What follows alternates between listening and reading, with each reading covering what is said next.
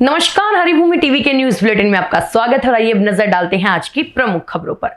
सबसे पहले बात करते हैं पंडित धीरेन्द्र कृष्ण शास्त्री की। नागपुर में विश्व के पहले भारत दुर्गा मंदिर के शिलान्यास समारोह में बागेश्वर धाम के पीठाधीश्वर पंडित धीरेन्द्र कृष्ण शास्त्री ने एक बार फिर अपने बयानों से चर्चा छेड़ दी है।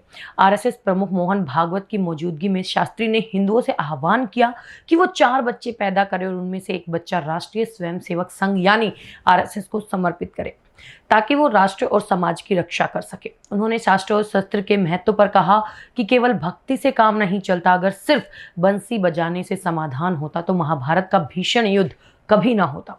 धीरेन्द्र शास्त्री ने संघ के स्वयंसेवकों की सराहना कर कहा कि आपदा के समय जहां लोग भागते हैं वही संघ के कार्यकर्ता जान हथेली पर रखकर सेवा करते हैं। उन्होंने भारत को नारी शक्ति का सम्मान करने वाला एकमात्र देश बताते हुए जल्द ही अखंड भारत के संकल्प को पूरा करने की प्रार्थना भी की। अगली खबर दिल्ली से। पूर्व मुख्यमंत्री अरविंद केजरीवाल के नए आवास को लेकर राजधानी की सियासत एक बार फिर गर्मा गई है। भारतीय जनता पार्टी ने शनिवार को केजरीवाल के सरकारी बंगले की कथित तस्वीरें साझा कर उन पर तीखा हमला बोला है। भाजपा नेता प्रवेश वर्मा ने प्रेस कॉन्फ्रेंस के दौरान आरोप लगाया कि जो केजरीवाल कभी सादगी और आम आदमी होने का दावा करते थे, उनके मन में आज भी शीश महल बसा हुआ है। भाजपा का दावा है कि इस नए आवास को भी करोड़ों रुपए खर्च कर आलीशान और विलासितापूर्ण बनाया गया है। दूसरी ओर आम आदमी पार्टी ने इन तस्वीरों को सिरे से खारिज कर इन्हें पूरी तरह फर्जी करार दिया है। दिल्ली की पूर्व मुख्यमंत्री आतिशी ने पलटवार कर कहा कि भाजपा द्वारा दिखाई गई तस्वीरें केजरीवाल के घर की नहीं है। उन्होंने चुनौती दी कि यदि लग्जरी की ही बात करनी है तो उपराज्यपाल और भाजपा नेताओं को भी अपने घरों के दरवाजे जनता के लिए खोल देने चाहिए ताकि दूध का दूध और पानी का पानी हो सके। फिलहाल केजरीवाल ने 24 अप्रैल को नए घर में शिफ्ट होने के बाद से ही दोनों पार्टियों के बीच जुबानी जंग तेज है। अगली खबर राजनीति के मैदान से। पश्चिम बंगाल विधानसभा चुनाव के पहले चरण के मतदान के बाद सियासी पारा चढ़ गया है। असम के मुख्यमंत्री और भाजपा के फायर ब्रांड नेता हिमंता बिस्वा शर्मा ने बड़ा दाव कर कहा कि भाजपा इस बार असम में सेंचुरी और बंगाल में डबल सेंचुरी यानी 200 प्लस सीटें लाएगी। उन्होंने यहां तक कह दिया कि भाजपा पहले चरण की 152 सीटों में से 110 पर अपनी जीत सुनिश्चित कर चुकी है। दूसरी ओर सत्ताधारी तृणमूल कांग्रेस ने भाजपा के दावों को खारिज कर अपनी बड़ी जीत की भविष्यवाणी की है। टीएमसी नेता कुणाल घोष का दावा है कि पहले चरण में उनकी पार्टी 125 से 135 सीटें जीतेगी। इसी बीच चुनाव आयोग ने सख्त कार्रवाई कर चुनावी ड्यूटी में लापरवाही और पक्षपात बरतने के आरोप में एएसपी और एसडीपीओ रैंक के 5 पुलिस अधिकारियों को निलंबित कर दिया है।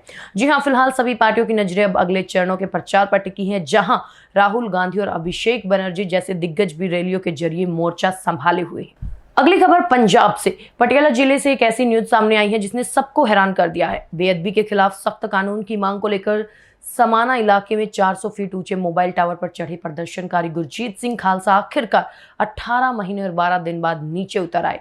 जी हां, गुरजीत 12 अक्टूबर 2024 को टावर पर चढ़े थे और तब से लेकर अब तक यानी पूरे 560 दिनों तक वो वही डटे रहे। उन्हें सुरक्षित नीचे उतारने के लिए प्रशासन को सेना की मदद लेनी पड़ी। गुरजीत सिंह खालसा की तपस्या तब सफल हुई जब पंजाब सरकार ने हाल ही में जगत जोत श्री गुरु ग्रंथ साहिब सत्कार संशोधन अधिनियम 2026 को अधिसूचित कर दिया।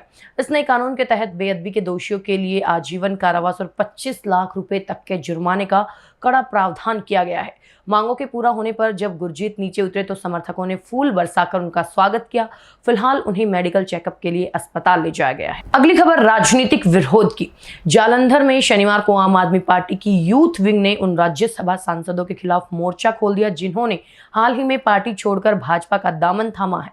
प्रदर्शनकारियों ने पूर्व दिग्गज क्रिकेटर और राज्यसभा सांसद हरभजन सिंह के घर के बाहर जमकर नारेबाजी की और उनके आवास की दीवार पर बड़े अक्षरों में गद्दार लिख दिया।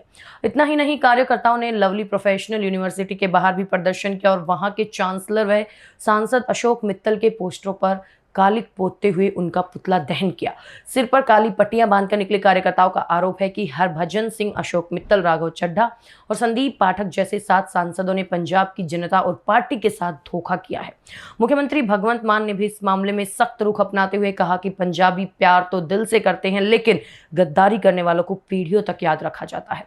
फिलहाल शहर में बढ़ते तनाव को देखते हुए पुलिस मुस्तैद है।